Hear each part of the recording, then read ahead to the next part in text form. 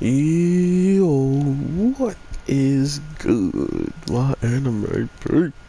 What is good, yo? So if you hear any thumping and loud, like banging randomly, it's because I have roofers above me, and I do apologize for that. But it won't be, it won't be happening forever in my videos. So with all that being said, I truly am interested in seeing how people uh, took this last episode because holy crap, this was well worth the wait for me. This battle was so sick. Not only was it sick, it had so much layers to it that it was super weird at first to hear just all this stuff that this Dr. Heartless guy did. But knowing that he practically gets bodied at the end was also it's a rough way to go, man. Literally just getting incinerated with your servant, like that's rough. But overall, this week's episode shows us that there is so much going on within the universe of just like the Fate universe in itself, which of course that's obvious if you've seen any of the shows after Fate Zero, Fate Stay the Night, and all stuff like that. If you just look at the amount of stuff that happened after that, there's quite a bit. So to know that the main like stream stuff that I watched was mainly Fate Stay the Night was the furthest I mainly went, was kind of like rough to just hear all of these different weird name stuff and just kind of be like, okay, well, that was a interesting name for that, and we'll just go with it, man. Screw it. I'm guessing I would hear more of them if I was watching Fate Zero and Fate Stay the Night relatively sooner than I did when this show came out, because I mean it's been like 2 years since I watched Fate Zero or Fate Stay the Night, right? So that kind of puts me in a weird spot of like, what the heck is... I almost forgot what a mystic code was in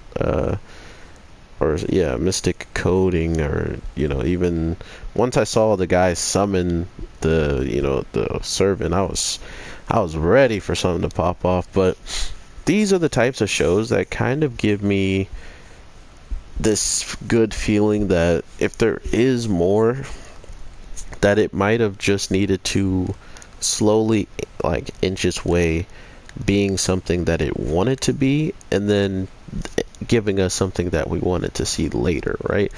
And I feel like the thing that it wanted to be was actual detective show. Like it wanted to give us a good amount of stuff like, oh man, he's really cracking the case. And there's stuff that, I think the best types of detective shows are the ones that when we, the fans, are watching it and we're paying so much attention to small details or, things that would change, to hear him being surprised that the guy with the glasses was capable of like healing him, and he's like, this is as much as I can do and stuff like this, but it seemed like it was going well, right?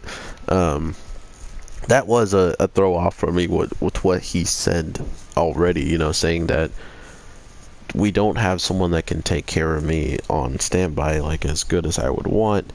And he's like, well, I'll just do as whatever I can. Like if he could keep him healed like that whole time and taking care of him that way, he would have never said or thought that there was nobody that could heal him around. Like that would just be messed up to say that to a person that literally can do it, and you're kind of just throwing in their face that they're not good at it. So to know that that was kind of there and trickled in there, that this guy was already kind of like an imposter, because how could he have done this healing, which was the only thing that gave him away too.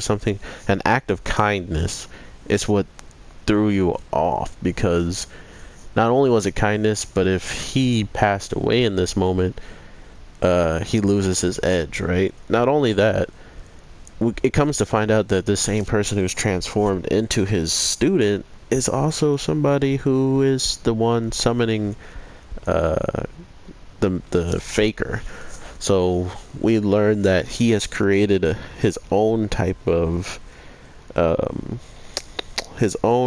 holy grail, and he wanted to make his own war and his own this and that. So he has his own fake servant, and it's like the shadow version. And this, all this shadow talk and stuff like that sounded like the video game I was playing, that I used to use in the background, Fate Excel Link or something like that, because they would literally have shadows of the real servant, but it would just be completely under the control of somebody without really seeing anyone being there to do anything for it, right? Like they had a simple goal in mind to do something, and that's just what they did, regardless of whatever else was going on around them.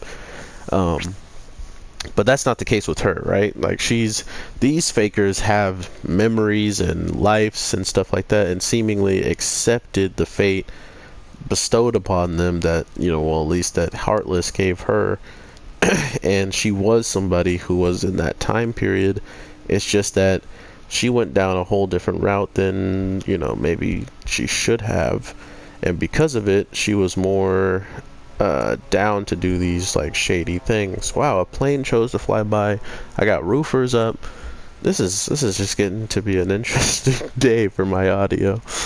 But yeah, I really did like all of the detective stuff, which I think is what the show wanted to do, right? That's the whole kind of premise of the show, is to have some type of detective work and our character to be able to crack any of these really out there cases that resolve in this world that not a lot of people would understand in general, that if they saw stuff popping off, they would kind of just write it off, right? So now it's interesting to finally get to see like who these people are, why they would do such things, and after they do these things, like what are their in-game goals to see, if it all works out successfully and stuff like that. So let me know what you guys are feeling about this. I am definitely happy I kept up with this show.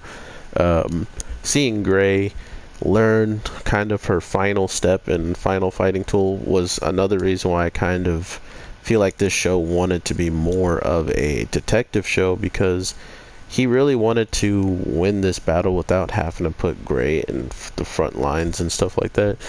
But he already knew that this hot-headed woman is probably just like his, it is his old servant, but like the opposite faker form of him. So to know that she was going to do these things was kind of, hard for him to probably swallow, as a whole. It's like, God, I gotta do this to him or her, so that sucks. But overall, it was really, really enjoyable. This is another show like dipping out. Demon Slayer is also gonna be finished up after next week, if it does come out next week for sure. So everything's coming to an end, and I hope Saturday has some bangers coming out soon, because waiting for October right now, we still have like a good full-blown week and weekend until October, right? Yeah, Thursday is the 26th, which is my birthday, so that's a Thursday, and then you got 20. Yeah, there's still a lot of days to go, so we'll see what happens within these couple of like days or this next week coming up. See if there's anything that actually drops, or if October it's really just going to be the saving grace for everybody. So with all that being said, I am your boy, the Anime G. I hope you have an amazing day, night, evening, and if I don't talk to you for the rest of the day or night, I will definitely talk to you tomorrow. So with all that being said, peace.